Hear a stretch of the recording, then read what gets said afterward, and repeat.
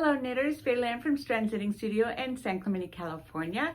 And today I'm going to have off my needles some classes and another piece to elevating your knitting. So stay tuned.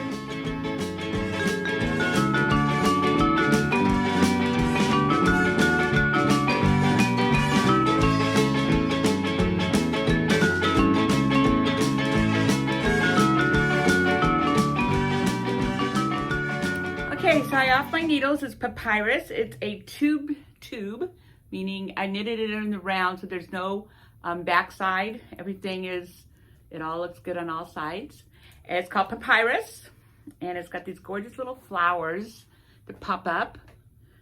And yeah, so I just finished this, and then I decided to stripe for a little bit. So that's actually a one row stripe, and I use this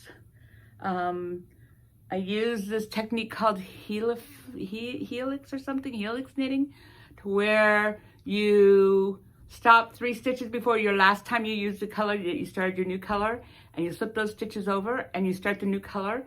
And so it never it's just continuous. It never jogs. It never jogs. It's like crazy.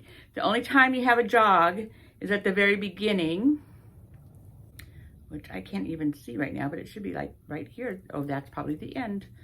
See, the very beginning down here. So, where's it? Oh, right. See, it's so good, I can't even find the jog.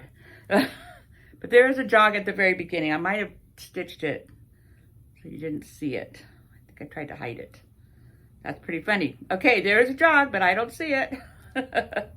So anyways, this is, oh, there it is. I found it. So there is a jog at the beginning. So you can see right there, that's where I started it right there.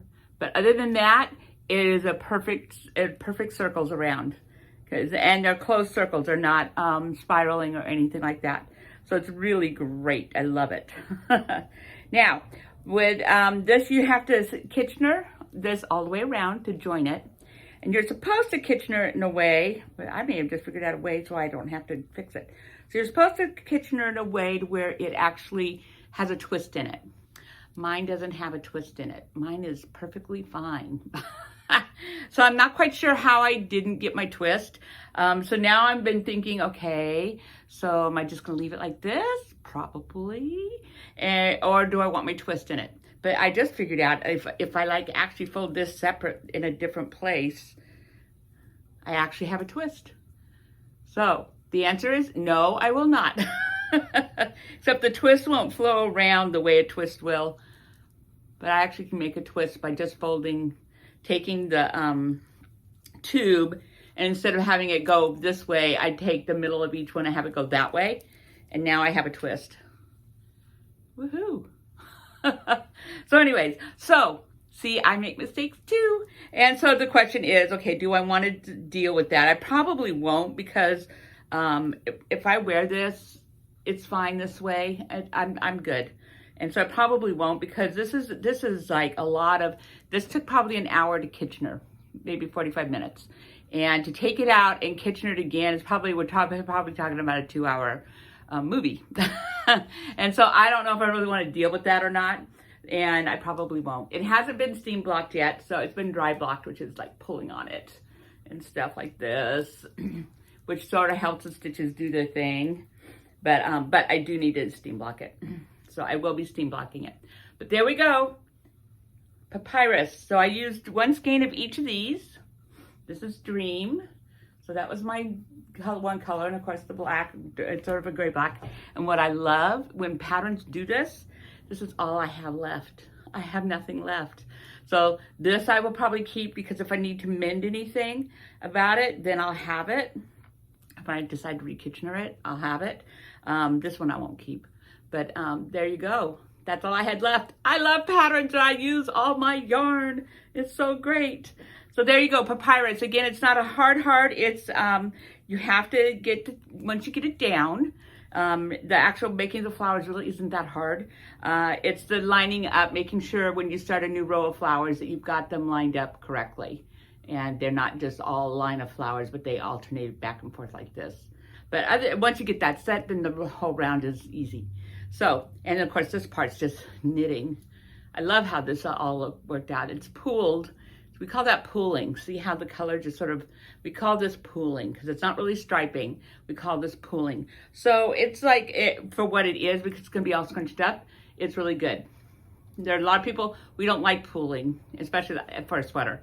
You don't want pooling usually. So you usually end up alternating. You'll have two skeins of the same color and you alternate between the two skeins. You know, you knit around, pick up the new one, knit around, pick up the new one. And then you get more of a stripy thing and hopefully it takes care of a lot of the pooling. That's what that's called when it does that. Some people call it flashing too. I don't quite understand that. But it's when one color just sort of settles into one spot on the thing. So, but mostly I love the way the stripy part ended up. Because see, that's striped. And because that's striped, it doesn't have the same pooling effect. Because I striped it between that and the black. So it would have been really pretty if I had enough black, but I didn't have enough black to do more. So there we go, Papyrus. Okay, classes. So the blanket classes this weekend. Last weekend was Mimico Cardigan. So I just want to remind you guys of Mimiko because we have quite a few people knitting it now. And she's really great. It looks good on everybody. This is just like a basic, really wonderful cardigan. It's nice and warm and woolly, but it's really soft and it's going to go really fast. It's on size 19 needles and literally, depending on how much you knit, you will finish it between 1 and 2 weeks, maybe 3 if you don't get to knit a lot. But if you knit a lot, then you'll finish it between 1 and 2 weeks. So it's a really good knit. So come in and get your supplies, and if you need help, just come to a workshop, and that's what I'm there for. Okay, and so the next actual class is going to be November 6th, Sunday, November 6th, 10 to 12. And it's Christmas. It's full on Christmas now. It'll be full on Christmas. And so our first little project are our little Gnomies, which these guys, as you all know, if you know me, have a very soft place in my heart, being a Waldorf teacher. So these are our Gnomies. They're not hard. They're small circular, so you have to get that down. But if you haven't done that, this is a good place to do it. If you have, this is not going to be hard. And so you just start here at the bottom and you get it going in a circle. You join with a purl right there so you have a ridge, which helps the yarn go up and everything. And then he's just a tube all the way up to the top of his little head. And then you do the beard. The nose is just a piece of like a rectangle. And then the hat. Now this hat's got short rows in it, but these hats don't. So you could always knit this hat and like take the measurements of the hat. And if you didn't want to do all the short rows are what makes it look so funky. I mean, I love the short rows, but if you don't want to do short rows, you can just do a regular hat like this, but start with this cast on and then just do a hat and just skip the short rows. So then we have 3 sizes, 1, 2, 3. And these out of a worsted weight yarn. You could also do them out of an Aran weight. We have a really nice Aran weight. And so, yeah, it's a very nice little family. You can also make him like a Santa by making all of him red and then putting in a little black belt right here. And he's really cute as a Santa. I'll put a picture up here, but as Santa. He's very cute as a Santa. So here you go. So that's that. And then the other Nomi we've got is this little guy. He's a pom-pom. So this guy goes super fast. You can do this kind of hat. You can do just a red hat. You can do they have a Christmas tree hat. But you can do a red hat. You can do red and white striped hat. You could do a longer hat and put a little pom-pom on the end of it. It'd be like a stocking hat. So the hats are, you can do lots of things with a hat. This is an I-cord, super fast, easy. Pom-pom with the pom-pom maker. It's the best thing ever. So this guy, I had people actually finish it in a workshop, in like a 2-hour class. Especially if you can get going, like if you do the feet. If you need help on the hat, you could get it casted on and then get the hat knitted. But we had them finished. They're really good. I have the little nose and he's just hot glued. All this is just hot glued on, except for the feet. I think I tied in the feet. But everything else hot glued on. So he's fun, he's fabulous, and yeah, you can't go wrong with this one, and it's very quick. And of course the pom-pom makers are all different sizes, so you can make this, I'm pretty sure is the biggest one, but you can make little ones too, so you can have a lot of fun with this one. So that is on November 6th, Sunday, November 6th. It's the first Sunday in November that we are going to do Gnomes and kick off our Christmas season. And I've got gnome movies, gnome movies with the gnomes that you'll be graced with, whether you like it or not. So here we go. Gnomes, November 6th. Yay. Okay, now for the elevated knitting. So last week I told you about, having your own space, having yarn you love, needles you love, a really basic pattern to knit that you're not having to think about a lot, and to use it, light a candle, put on some music, and to use it as a tool to calm yourself down.